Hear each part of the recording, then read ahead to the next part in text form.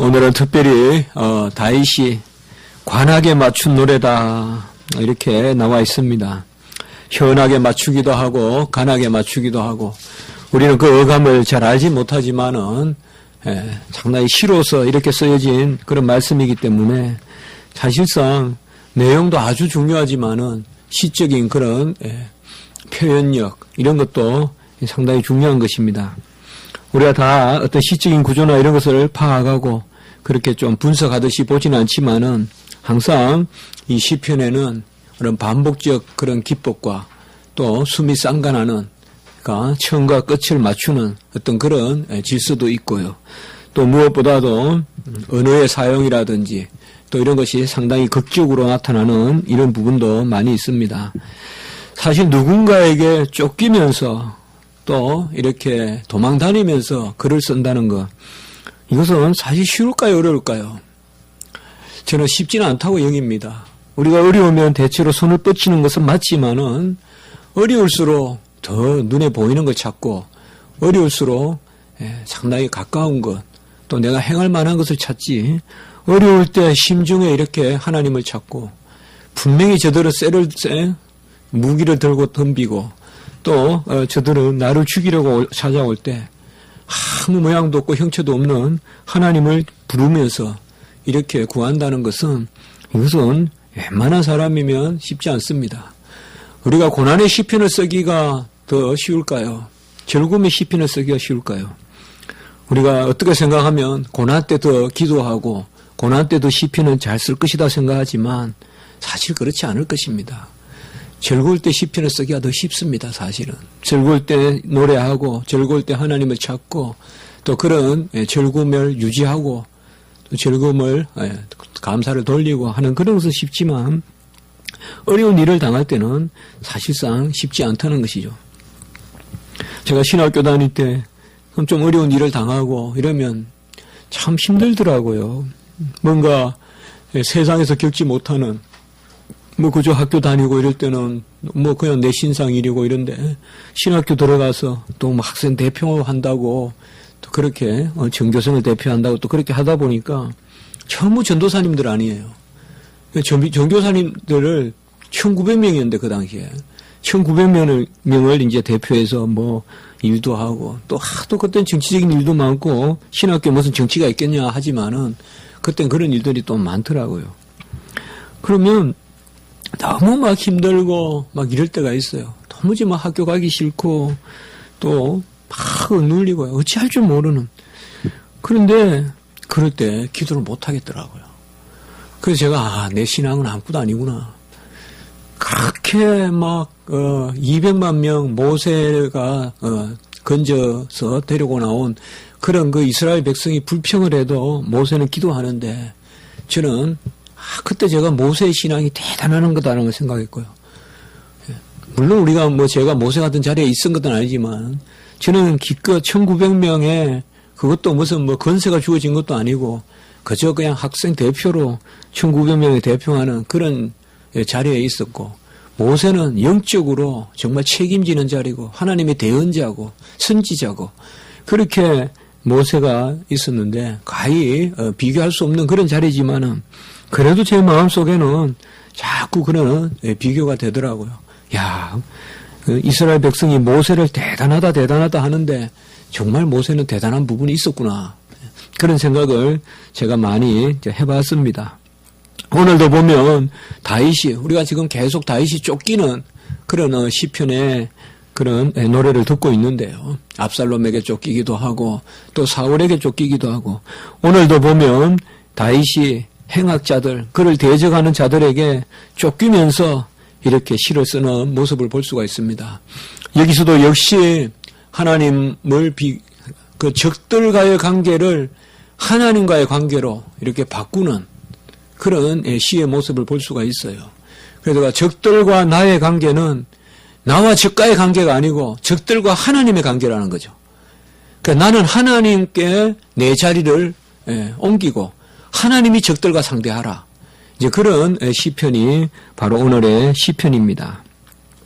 중언부언의 기도는 우리가 금하고 있습니다. 중언부언의 기도라는 것은 의심하는 기도입니다. 그래서 의심하면서 또 하나님께 이렇게 아뢰보고 저렇게 아뢰보고 뭐 어떻게 보면 아니면 그만이고, 그래서 중언부언의 기도는 믿음의 기도가 아니죠. 그러나 오늘 여기에서 계속 반복되는 이러한 들어서서 또 하나님께 올리는 이러한 기도는 중언부언의 기도라기보다 간절한 기도입니다. 간절한 기도는 하루에 1000번을 한들 그게 중언부언의 기도라고 할 수가 없어요. 간절한 것은 또 아뢰고 또 아뢰고 또 아뢰고. 누가복음 18장 1절에서 8절에 보면 가부와 재판장의 그런 비유가 나오죠. 그래서 가부가 재판장에게 자꾸 가서 또 간청하고 또 간청하고 또 간청하니까 바로 재판장이 그 간청에 못 이겨서 가부의 소원을 들어주는 그런 비유를 우리 주님께서 누가복음 18장에 들고 있으면서 그 1절에 보면 항상 기도하고 낙심하지 말 것을 가르쳐서, 항상 기도하고 낙심하지 말 것을 가르치면서 가부와 재판장의 비유를 주님께서 베푸십니다. 그래서 우리가 기도할 때도 중언부언의 기도와 믿음의 기도의 그런 반복적 기도와는 다른 것입니다. 원수의 추격이 얼마나 끈질깁니까, 여러분들? 세상의 유혹이 얼마나 끈질기고 우는 사자같이 덤비는 마귀 사탄의 계계가 얼마나 끈질깁니까? 그렇다면 우리도 끊임없이 간구하고 기도해야 되겠죠. 우리가 조금 기도를 게을리 하면 또 그 틈을 타서 마귀 사탄이 덤비고 이렇게 하지 않겠습니까? 우리가 십자가를 한번 바라보십시오. 얼마나 세상은 교묘하게 주님을 죽입니까? 바라바를 풀어주라 그러고 교묘하게 안나서 가야바 집을 왔다 갔다 하면서 군중들을 선동시키고 또 본디오 빌라도도 사용하고 또 어떨 때는 이렇게 저들이 로마를 반영했다 하다가 그 다음에는 또 살짝 재책을 바꾸어서 저들이 또 유대인의 왕이다 그런다가 계속 보면 머리를 쓰거든요. 이 마귀 사탄도 보면 이렇게 머리를 쓰는 거예요. 아주 괴계를 베풀거든요. 원수의 추적이 끈질기다면 우리의 기도는 그것보다 더 끈질겨야 돼요. 어쩌면 영적 전쟁이란 말이 그런 것 아니겠어요. 끊임없는 유혹의 그런 울타리와 그리고 끊임없이 그것을 넘어서는 어떤 기도와의 싸움이라고 할 수 있겠습니다. 우리 주님도 그 끊임없이 그를 괴롭히는 그런 마귀 사탄의 계계와 그것을 이기려는 기도, 이게 겟세마네 기도란 말이에요.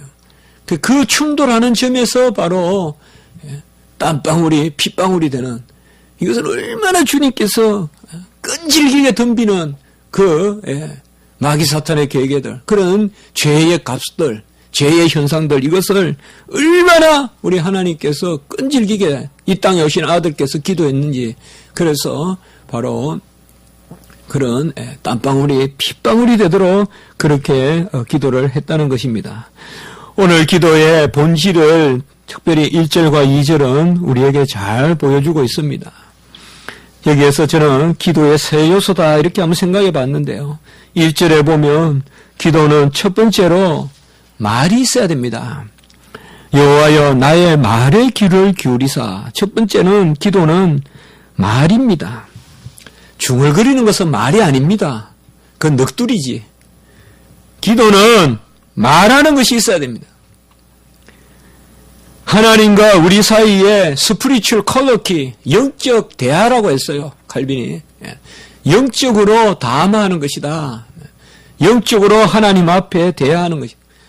기도는 구체적으로 하나님 앞에 말하는 것입니다.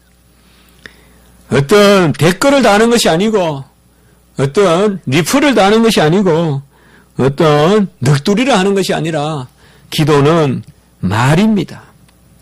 구체적으로 육성보다 영의 음성은 더 구체적이어야 돼요.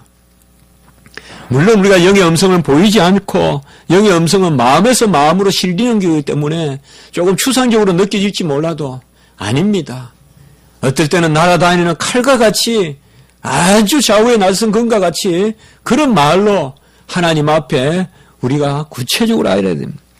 그래서 첫 번째로 기도할 때는 우리는 말이다. 나의 말에 귀를 기울이십시오. 우리는 얼마나 기도할 때 하나님 앞에 말합니까? 이 말이란 거 얼마나 아름다운 단어입니까? 우리가 하나님께 얼마나 말을 합니까? 두 번째는 나의 심정을 헤아려 주셔서 1절의 후반부에 보면 기도의 두 번째 요소는 바로 마음을 실어야 되는 것입니다. 말을 하고 나의 심정을 하나님 앞에 헤아려 달라고 벌려놓는 거예요. 기도는 마음을 닫고 할 수가 없습니다. 기도는 하나님 앞에 헤아려 달라고 내 심정을 갖다 바치는 거예요. 내 심정을 보라고 좀 더 하나님 편으로 끌어올리는 거예요. 내 심장을 들어 올리는 것이 기도예요. 하나님, 내 속을 보십시오. 내 속을 보십시오. 기도는 바로 영적인 간구여야 되고 내 심령의 간구여야 되고 이 심령의 그런 간구로 하나님 앞에 진실성을 담아서 올려보내야 됩니다. 그 기도는 내가 하나님을 본다기보다 하나님이 나를 보시는 거겠죠. 기도는 내가 하나님을 살피는 게 아닙니다. 하나님이 나를 살피는 거예요. 기도는 내가 주인이 되는 것이 아니에요. 내가 대상이 되는 거예요. 하나님이 나를 보도록 그 자리에 나를 세우는 게 기도예요. 우리가 아빠 앞에 어물쩡 그러기만 해도 아빠는 그래 알았다. 네가 필요한 거 뭔지 알았다. 줄게. 이게 보통 부자간에 대하잖아요. 그야 기도는 하나님 앞에 어물쩡거리는 거예요. 내가 하나님 앞에 올라가는 거예요. 이게 바로 기도의 두 번째, 나의 심정을 헤아리소서. 바로 하나님이여 나의 심정을 보소서, 헤아리소서, 건면하소서, 감찰하소서. 하나님께 내 마음을 올리는 것이다. 세 번째는 기도는 2절에 보면 내가 부르짖는 소리를 들으소서. 세 번째는 간절한 부르짖음이 있어야겠다. 첫 번째는 말이 있어야 되고 두 번째는 심령의 간구, 진실함이 있어야 되고 세 번째 기도는 부르짖는 소리가 있어야 된다 이 말이죠.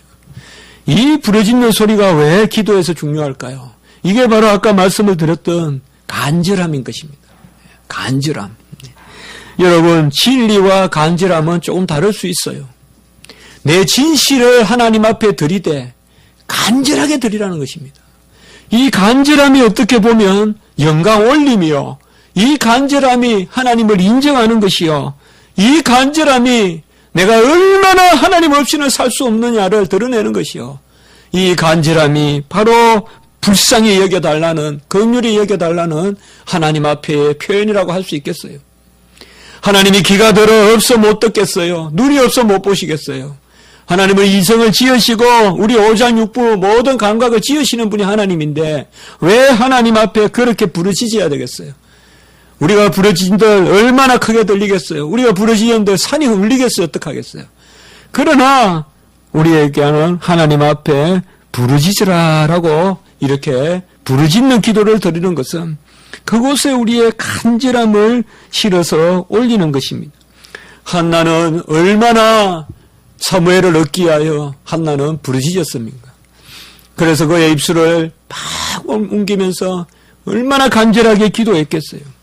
엘리 제사장은 그 기도하는 것을 보고 있었고 이 간절한 한나의 기도가 한 시대를 종막하고 새로운 시대를 연단 말이에요. 저는 항상 사사기가 끝날 때 사무엘서를 딱 열면 사무엘서에 한나의 기도가 나오잖아요. 그 암흑의 사사기의 시대를 새로운 사무엘의 시대, 이제 곧 다윗과 솔로몬의 시대를 여는 그 새로운 시대의 축을 옮기는 게 한나의 기도였다고요. 출발점이.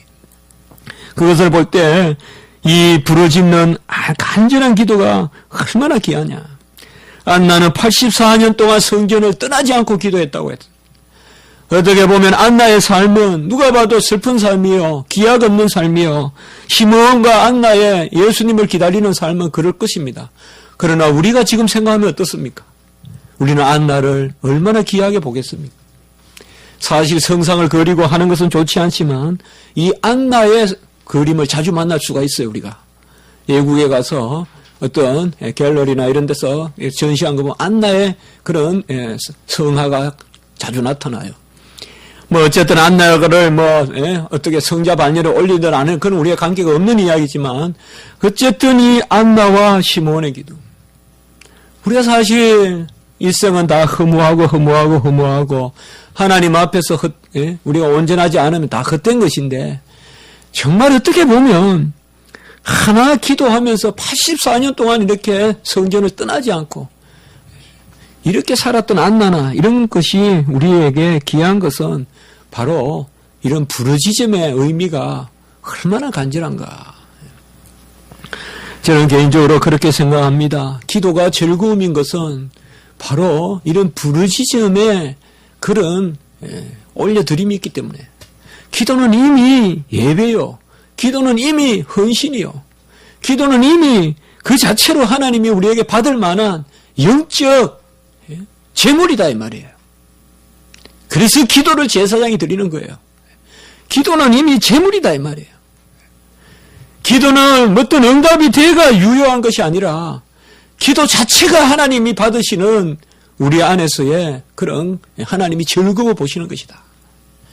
그래서 우리가 잠시라도 기도하고, 때를 얻든지 못 얻든지 또 기도하고, 또 서나 앉으나 기도하고, 그렇게 기도하라고 항상 기뻐하고 감사하고, 범사에 감사하고 항상 기도하고, 쉬지 말고 기도하라는 것은, 이 쉬지 말고 기도하라는 것은 바로 그런 것이라는 거죠. 히스기야가 병중에서 기도를 했을 때 이사야 38장 14절에 보면, 나는 제비같이 핫같이 지적이며 비둘기같이 슬피 울며 내 눈이 새하도록 앙망하나이다. 여호와여, 내가 압제를 받사오니 나의 중보가 되옵소서라고 이렇게 히스기야가 병중에서 기도하고 있습니다. 이제는 죽을 병이 걸렸잖아요. 인생의 끄트머리에 왔는데 히스기야는 이렇게 하여 하나님이 그의 삶을 연장시켜 주는데, 나는 제비같이 핫같이 지적이며 비둘기같이 슬피 울며 내 눈이 새하도록 앙망하나이다.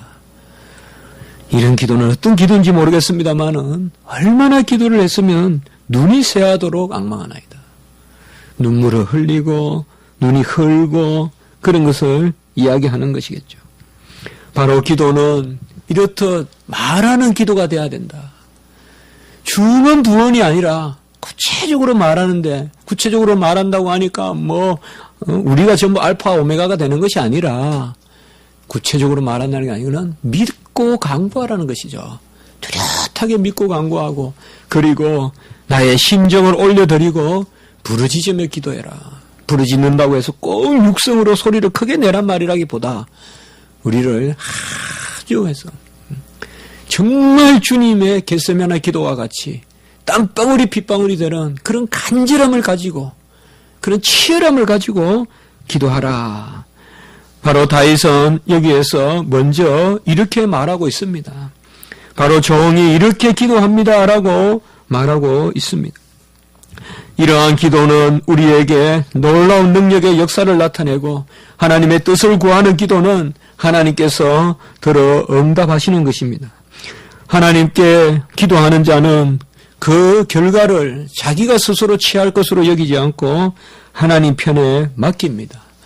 어떻게 보면 기도는 구하는 것을 하나님께 맡기는 것입니다. 사실 구한다는 것은 한 가지밖에 없어요. 맡기는 것. 내가 뭘 구한다는 것은 어폐가 있어요. 내가 이렇게 해달라고 구하는 게 사실은 어폐가 있단 말이에요. 우리가 구하는 것은 하나님의 인애와 긍휼과 자비밖에 없어요. 우리가 구하는 것은 그의 인애고, 그의 인애를 구하라고, 그의 긍휼을 구하고 그의 자비를 구하는 것이지, 사실상 답은 하나님께 있어요. 이것이 바로 3절입니다. 바로 아침에 주께서 나의 소리를 들으시리니, 기도를 한 후에 어떻게 해야 되느냐? 바로 확신 가운데 이렇게 바라는 거예요. 그래서 내가 주께 기도하고 바라리이다 라고 이렇게 이야기하고 있습니다. 이 바라다라는 말은 히브리어로 차파라는 말이거든요.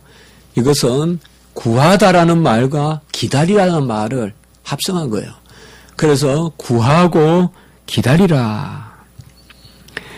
지금 1절에서 3절까지 다윗은 아주 기도하는 자신의 심령을 말하고 있어요.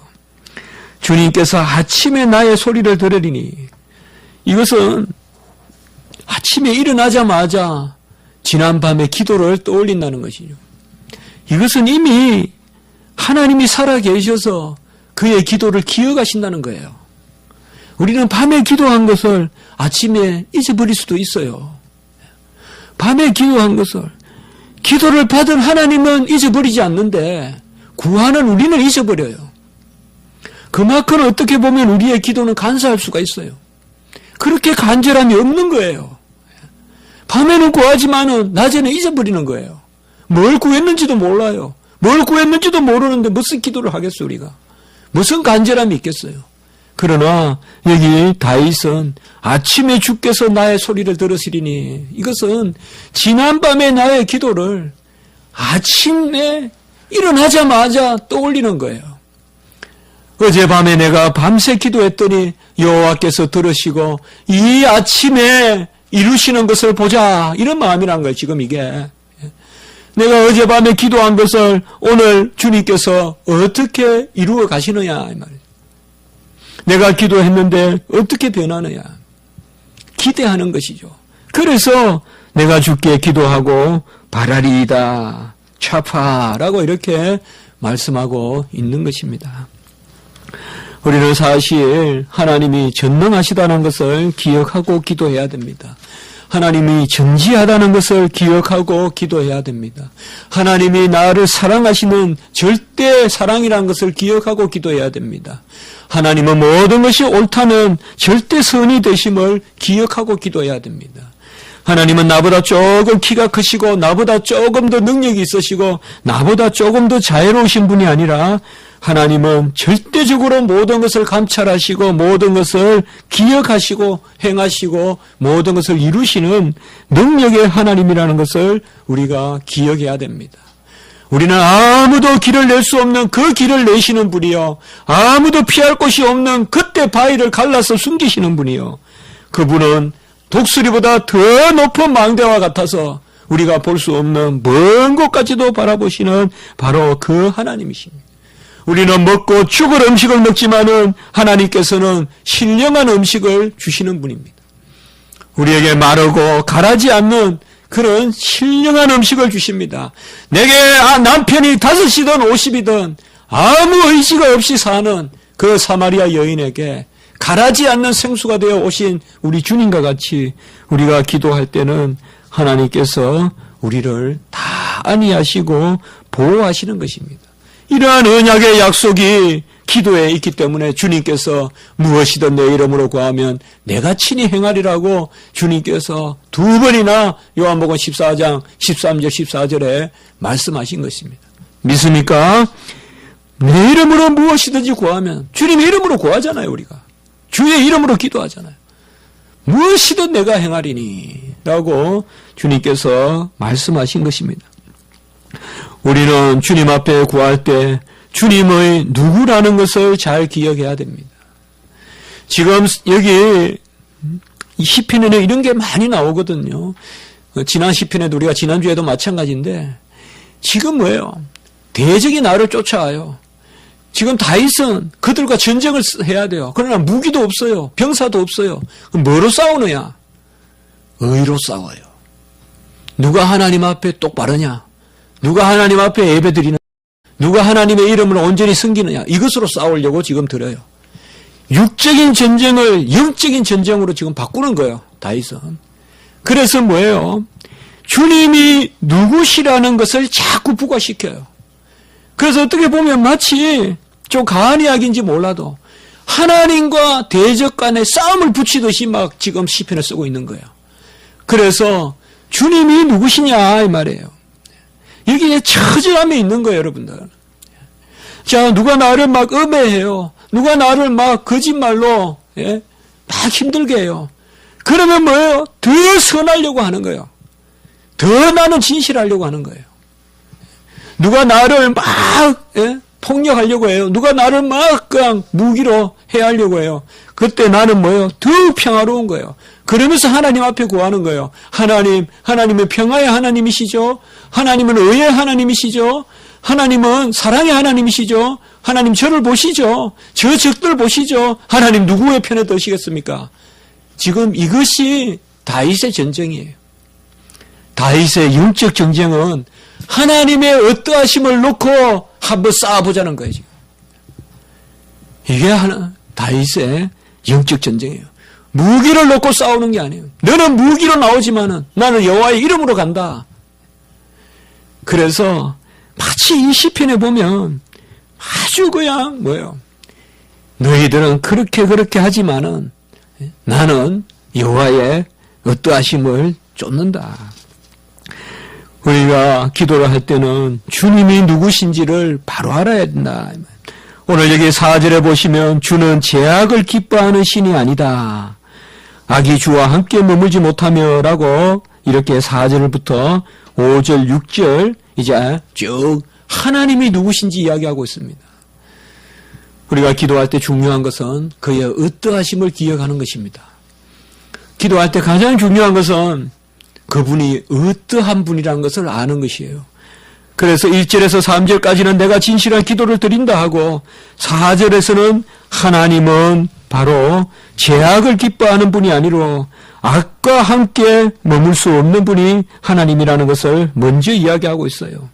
나의 기도를 들으시는 여호와는 불법을 미워하시고 불순종을 미워하시고 바로 온전한 순종과 선함과 의로움을 기뻐하시는 분이라는 것을 말하고 있습니다. 저는 이게 기도의 응답이라고 생각해요. 기도의 응답은 바로 뭐예요? 하나님의 어떠하심을 보면 답이 나오는 거예요. 두려워할 게 없는 거예요. 왜요? 하나님은 선하신데 저들은 악하기 때문에 분명히 하나님은 저들을 징계하시려는 것을 이미 응답받는 거예요. 두 번째, 하나님은 또한 분입니까? 5절에 보면 오만한 자들의 목전에 서지 아니하시는 분입니다. 이 말은 오만한 자들과 공존하지 않습니다. 하나님은 교만과 함께하지 않습니다. 하나님이 미워하신 바 된 것이 바로 교만입니다. 하나님은 교만한 자와 공존할 수 없습니다. 없는 사람은 괜찮습니다. 부족하다고 멀어지지 않습니다. 병이 걸렸다고 떠나가지 않습니다. 하나님이 죄를 지었다고도 떠나가지 않아요. 그러나 교만한 자는 멀리하세요. 교만한 자는 멀리하세요. 우리는 서면 넘어질까 조심해야 돼요. 지금 다윗의 전쟁은 뭐예요? 교만과 싸우는 전쟁이에요. 다윗은 지금 점점 자신을 더 낮추는 거예요. 전쟁은 자신을 높여야 이겨요. 그래서 갑옷과 투구를 보세요. 좀 더 키가 크게 보이려고 좀 더 이렇게 갑옷 같은 걸 크게 만들고 더 이렇게 불쑥불쑥 쏟아나는 걸 만들고 그러면 위압감을 주려고 그래요. 그러나 지금 다윗은 그런 전쟁을 하는 게 아니에요. 좀 더 자기를 끌어내리는 전쟁을 하는 거예요. 좀 더 자기를 낮추는 거예요. 여러분, 우리가 기도 제목이 있습니까? 우리에게 대적자가 있습니까? 원수 마귀 사탄과 우리가 싸웁니까? 우리는 절대 고개를 들어서 이길 수 있는 것이 아니라 우리는 오히려 자기 자신을 낮추어야 됩니다. 6절에 보면 여호와는 피 흘리고 속이는 자를 싫어한다. 이렇게 계속 지금 여호와를 이야기하고 있어요. 지금 기도하면서 여호와를 누군지 고백하는 거예요. 4절에는 악을 멀리하시고 5절에는 교만한 자를 멀리하시고 6절에는 피 흘리는 자와 거짓하는 자를 멀리한다. 이 말은 스스로 해결하려는 사람, 곧 판단자를 의미하는 거예요. 판단하는 사람을 멀리합니다. 스스로 내가 해결하려고 하는 사람들은 첫째로 뭐예요? 권력이 있으면 칼을 휘둘러요. 그래서 피를 흘리고요. 권력이 없으면 속여요. 스스로 내가 모든 해결을 하려고 하면 죽이든지 속이든지. 힘이 있으면 강포해지고 힘이 없으면 교활해져요. 그게 우리 인생이에요. 그러나 하나님은 바로 그러한 피 흘리는 자와 그러한 속이는 자를 싫어합니다. 우리는 어떤 일을 당해도 피 흘리는 자의 자리에 서면 안 됩니다. 누구를 터치고 누구를 해치고 누구를 죽이고 누구를 나가라 하고 저주하고 그런 자리에 서면 안 됩니다. 절대 여러분들 그렇게 하면 안 됩니다. 우리는 천국 백성입니다. 하나님 나라에서 주님 만날 사람들입니다. 평생 찬양하며 살 사람들이 순간 나에게 혈기와 분노가 생겨도 기도하고 그것을 다시 돌이켜야지. 끝간데요 없이 평생 보복하고 평생 용서하지 못하고 평생 속에 담고 있고 그렇게 해서는 안 됩니다. 그것은 안 됩니다, 여러분들. 다 내려놔야 돼요. 다 용서하고 다 해야 됩니다. 어렵죠. 쉽지 않죠. 그러나 우리는 이렇게 할 때 하나님이 우리를 사랑하실 것입니다. 다윗은 잘난 게 없고 죄도 짓고 했지만 이런 중심이 있기 때문에 하나님이 사랑하신 것 같아요. 그래서 그를 저주하는 그런 사람들도 용서하고 어려울 때도 그렇게 했습니다. 특별히 11절에 우리가 9절의 말씀에 보면 그들의 입에 신실함이 없고 그들의 심중이 심히 약하며 그들의 목구멍은 열린 무덤 같고 그들의 혀로는 아첨하나이다 라고 해서 그들을 쫓는 대적자들을 말하고 있습니다. 우리는 누군가 나에게 대적하고 누군가 나를 힘들게 할 때 그분들이 하나님 앞에 바로 서 있다면 그러면 너무나 좋죠. 그럼 우리가 그분들하고 친구하면 되죠. 그분이 지금 행하는 것이 그들이 행하는 것이 하나님의 뜻에 합하다면 내가 잘못되었겠죠. 그러면 회개하면 되죠. 그러나 분명히 그들이 잘못하고 그들이 행악하고 그들이 교만하고 그들이 하나님이 없는 백성같이 행하고 그들이 악의 길에 서 있고 하면 우리는 하나님 앞에 기도하면서 그들의 행악을 들어 하나님 앞에 판단하게끔 하나님께 맡기면 되는 것입니다. 그러면 핀 숯을 머리에 올리듯이 하나님이 심판하신다고 했어요. 우리는 평화를 주시고 대적자는 하나님이 심판하십니다. 이 세상은 쉽지 않습니다. 이 세상은 여러 가지 계계가 많습니다. 그러나 우리는 기도하면서 하나님 앞에 모든 것을 맡기고 나가야 합니다. 7절, 8절, 11절, 12절 이런 부분에 보면 바로 이 기자가 이 다윗이 얼마나 하나님을 사랑하는지 그런 것을 말하고 있습니다. 7절에는 주의 풍성한 사랑, 오직 나는 주의 풍성한 사랑을 힘입어 주의 집에 들어가 주를 경외함으로 성전을 향하여 예배하리이다 라고 이렇게 말하고 있고요. 8절에는 여호와여 주의 의를 나를 인도하시고 그 다음에 11절에는 주께 피하는 모든 사람은 기뻐하며 즐거워하리로다. 여기서 우리가 한 가지 볼 수가 있습니다. 자, 오늘 시편은 다윗이 쫓길 때 시편이에요. 그러나 무슨 강구가 있습니까? 저들을 죽여달라고도 하지 않았고 저들을 막아달라고도 하지 않았습니다. 그러나 아주 고상한 시편이에요. 오늘 시편이.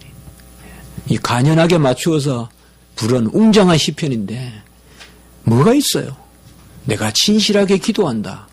그 다음에 여호와는 어떤 분이다. 그리고 나는 즐거워한다. 이게 기도예요. 무엇을 하지 않더라도 여호와 앞에서 여기가 바로 이 기도가 다윗이 말하는 말이에요.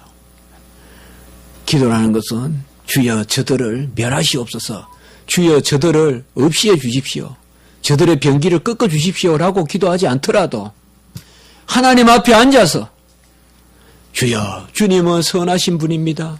주님은 어려우신 분입니다. 주님은 교만한 사람을 꺾습니다. 그리고 나는 여호와로 말미암아 기뻐합니다. 나는 찬송합니다. 이런 심령으로 하나님 앞에서 어렵고 힘들고 한날날에 하나님 앞에서 노래하면 하나님이 다 주변을 걷어주시는 거예요. 그래서 다시금 놀랍도록 우리를 영화의 면류관을 씌워주시고 원수의 목전에서 상을 베푸시는 하나님의 놀라운 일이 나타나는 것입니다. 어렵고 힘들수록 말씀으로 이기고 기도로 이기고 감사함으로 이기고 예배로 이기는 그런 저와 여러분이 되기를 주님 이름으로 축복하는 것입니다. 한번 기도드리겠습니다. 하나님 아버지, 쫓기고 또 찢기고 상하고 여러 가지의 괴계와 환난이 많지만은 언제든 기도하는 심령이 되게 하시고 여호와께 말씀으로 심령으로 부르짖음으로 나아가는 저희들이 되게 도와주시옵소서.